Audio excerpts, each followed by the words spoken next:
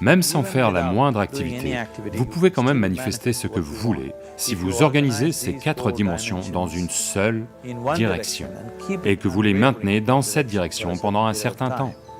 Maintenant, il croit que Shiva va le faire pour lui et ça va arriver. Donc est-ce que Shiva va venir construire votre maison? Non, je veux que vous compreniez que Dieu ne va pas lever le petit doigt pour vous. Ce qui n'a pas encore eu lieu jusqu'à présent sur cette planète peut arriver demain. Les êtres humains sont capables de le faire arriver demain.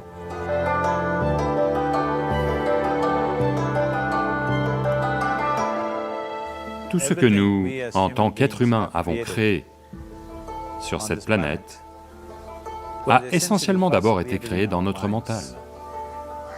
Tout ce que vous voyez, qui est le travail de l'homme sur cette planète, c'est d'abord exprimé dans le mental, puis ça s'est manifesté dans le monde extérieur.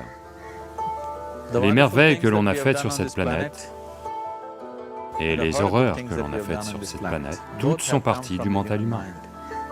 Donc si l'on se soucie de ce que nous créons dans ce monde, il est extrêmement important que tout d'abord, nous apprenions à créer les bonnes choses dans notre mental. Comment maintenir notre mental? Si on n'a pas le pouvoir de maintenir notre mental tel qu'on le veut, ce que l'on crée dans le monde sera également très accidentel et aléatoire. Donc apprendre à créer notre mental tel qu'on le veut est la base pour créer le monde tel qu'on le veut. Il y a une merveilleuse histoire dans la tradition yogique. Un certain jour, un homme part marcher. Il part faire une longue marche. Accidentellement, sans le savoir, il entre au paradis. Chanceux, n'est-ce pas? Il marche simplement et atterrit au paradis. Après cette longue marche, il se sent un peu fatigué. Alors il se dit, « Oh, je suis fatigué, j'aimerais pouvoir me reposer quelque part. » Il regarde autour, là, il y a un bel arbre, sous lequel il y a une herbe très tendre. Donc, c'est attrayant, il va y poser la tête et s'endort. Au bout de quelques heures, il se réveille, bien reposé, et se dit, « Oh, je suis bien reposé, mais j'ai faim, j'aimerais avoir quelque chose à manger. » Et il pense à toutes les belles choses qu'il a toujours voulu manger dans sa vie. Et instantanément, toutes ces choses apparaissent devant lui. Vous devez comprendre que là-bas, le service est comme ça. Les gens qui ont faim ne posent pas de questions. La nourriture arrive et ils mangent. Une fois l'estomac plein, ils pensent, « Oh, j'ai le ventre plein, j'aimerais avoir quelque chose à boire. » Toutes les bonnes choses qu'il a toujours voulu boire, il y pense et tout apparaissent, juste devant lui. Les gens qui boivent ne posent pas non plus de questions, donc ils boivent. Maintenant, avec un peu d'alcool en lui, vous savez, Charles Darwin vous a dit, « Vous étiez tous des singes, votre queue est tombée. » Pas moi. Charles Darwin vous a dit que vous étiez tous des singes, et que votre queue est tombée, et que vous êtes devenus humains. Oui, la queue est à coup sûr tombée. Mais le singe, en yoga, on qualifie toujours un mental non établi de markata, ce qui veut dire un singe. La raison pour laquelle on qualifie le mental de singe, c'est que... Quelles sont les qualités d'un singe? L'un des aspects du singe, c'est son mouvement inutile. Et un autre aspect du singe, c'est que, si je dis « vous singez quelqu'un », qu'est-ce que ça veut dire?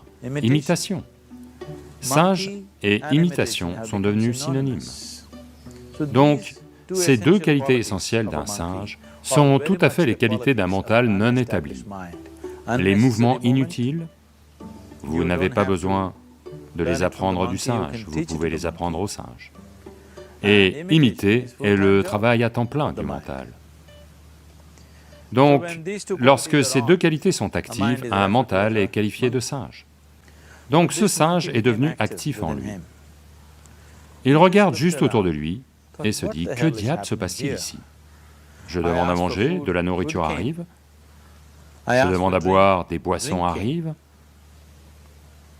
et il doit y avoir des fantômes par ici. et des fantômes arrivent. Oh, les fantômes sont arrivés, ils vont m'encercler et me torturer, pense-t-il. Immédiatement, les fantômes l'encerclent et commencent à le torturer. Puis il se met à crier de douleur et dit, « Oh, ils vont me tuer !» Et il meurt. Il venait juste de dire qu'il était un être chanceux. Le problème, c'est qu'il était assis sous un kalpavriksha, un arbre à souhait. Il demande de la nourriture arrive, il demande à boire, des boissons arrivent, il demande des fantômes arrivent, il demande la torture arrive, il demande la mort a lieu. Maintenant, ne vous mettez pas à chercher ces kalpavrikshas dans la forêt. Vous pouvez à peine trouver un arbre ces jours-ci. Un mental bien établi, un mental qui est dans un état de samyukti est appelé un kalpavriksha. Si vous organisez votre mental à un certain point, cela organise à son tour l'ensemble du système. Votre corps, vos émotions, vos énergies, tout s'organise dans cette direction. Une fois que toutes ces 4 dimensions en vous, votre corps physique, votre mental, vos émotions et les énergies fondamentales de la vie sont organisées dans une seule direction. Une fois que vous êtes comme ça, tout ce que vous souhaitez a lieu, sans même lever le petit doigt, on va dire. Ça aiderait d'assister la chose par de l'activité, mais même sans faire la moindre activité, vous pouvez tout de même manifester ce que vous voulez, si vous organisez ces 4 dimensions dans une direction et les maintenez dans cette direction un certain temps. En ce moment, le problème avec votre mental, c'est que, à tout moment, il change de direction. C'est comme si vous voulez aller quelque part, et tous les 2 pas, vous changez de direction. Il est très peu probable que vous arriviez à destination, à moins que ça n'arrive par chance. Donc, en organisant notre mental et, par conséquent, l'ensemble du système, et ces 4 dimensions de base de ce que vous êtes en ce moment dans une seule direction, si vous faites ça, vous êtes vous-même un kalpavriksha. Tout ce que vous souhaitez va avoir lieu. Mais en ce moment, si vous regardez vos vies, tout ce que vous avez souhaité jusqu'à présent, si ça arrive, vous êtes fini. Toutes les choses et tous ceux que vous avez désirés, si tout ça atterrit dans votre maison aujourd'hui, pourriez-vous vivre avec ça? Une fois qu'on dispose d'une telle capacité, il est très important que nos actions physiques, nos actions émotionnelles, nos actions mentales et nos actions énergétiques soient contrôlées et dirigées comme il faut. Si ce n'est pas le cas, nous devenons destructeurs, autodestructeurs. En ce moment, c'est notre problème. La technologie, qui est censée rendre notre vie belle et facile, est devenue la source de tous les problèmes, et l'on détruit la base même de notre vie, qui est la planète. Donc ce qui aurait dû être une bénédiction, on en fait une malédiction. Ce qui nous a apporté des niveaux incroyables de confort et de commodité au cours des 100 dernières années, est aussi devenu une menace pour notre vie, simplement parce que nous ne sommes pas dans une action consciente, nous sommes dans un état d'action compulsif. Donc organiser notre mental correspond essentiellement à passer d'un état d'activité compulsif à un état d'activité conscient. Vous avez peut-être entendu parler de gens qui demandent quelque chose et pour qui ça se réalise au-delà de toute attente. En général, cela arrive à des gens qui sont dans la foi. Maintenant, disons que vous voulez construire une maison. Si vous commencez à penser, « Oh, je veux construire une maison, pour construire une maison, j'ai besoin de 50 000, mais je n'ai que 50 roupies dans ma poche. Pas possible, pas possible, pas possible. » Dès l'instant où vous dites « pas possible », vous dites également « je n'en veux pas ». Donc à un niveau, vous créez le désir de vouloir quelque chose, à un autre niveau, vous dites « je ne le veux pas ». Donc dans ce conflit, ça pourra ne pas avoir lieu. Quelqu'un qui a une certaine foi, en un dieu ou en un temple ou autre, qui est simple d'esprit, la foi ne fonctionne que pour ceux qui sont simples d'esprit. Les gens qui pensent, les gens qui réfléchissent trop, pour eux ça ne marche jamais. Une personne enfantine qui a une foi simple, en son dieu ou en son temple ou autre, il va au temple et dit « Shiva, je veux une maison, je ne sais pas comment, tu dois le faire pour moi. » Maintenant, dans son mental, il n'y a pas de pensée négative. Cela va-t-il se produire? Cela ne va pas se produire? Est-ce possible? Est-ce impossible? Ces choses sont complètement supprimées par le simple acte de foi. Maintenant, il croit que Shiva va le faire pour lui et ça va arriver. Donc est-ce que Shiva va venir construire votre maison? Non, je veux que vous compreniez que Dieu ne lèvera pas le petit doigt pour vous. Ce que vous appelez Dieu est la source de la création. En tant que créateur, il a fait un travail phénoménal, il n'y a aucun doute là-dessus. Pouvez-vous penser à une meilleure création que celle-ci? Est-ce que quiconque a l'imagination pour penser quelque chose de mieux que ce qui est là tout de suite? Donc en tant que créateur, il a merveilleusement bien fait son travail. Mais si vous voulez que la vie ait lieu comme vous la souhaitez, parce que là maintenant, le cœur même de votre bonheur et de votre bien-être est ceci, s'il se trouve que vous êtes malheureux, la seule et unique raison pour laquelle vous êtes malheureux est que la vie n'a pas lieu de la façon dont vous pensez qu'elle devrait avoir lieu. C'est tout.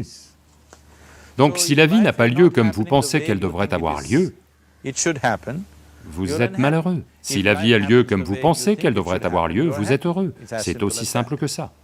Donc pour que la vie ait lieu de la façon dont vous pensez qu'elle devrait avoir lieu, en premier lieu, la façon dont vous pensez, avec quel niveau de concentration vous pensez, le degré de stabilité de votre pensée et le degré de réverbération du processus de pensée vont déterminer si votre pensée va devenir réalité ou s'il s'agit simplement d'une pensée vide, ou si vous ne créez aucun obstacle à votre pensée en créant un processus de pensée négatif.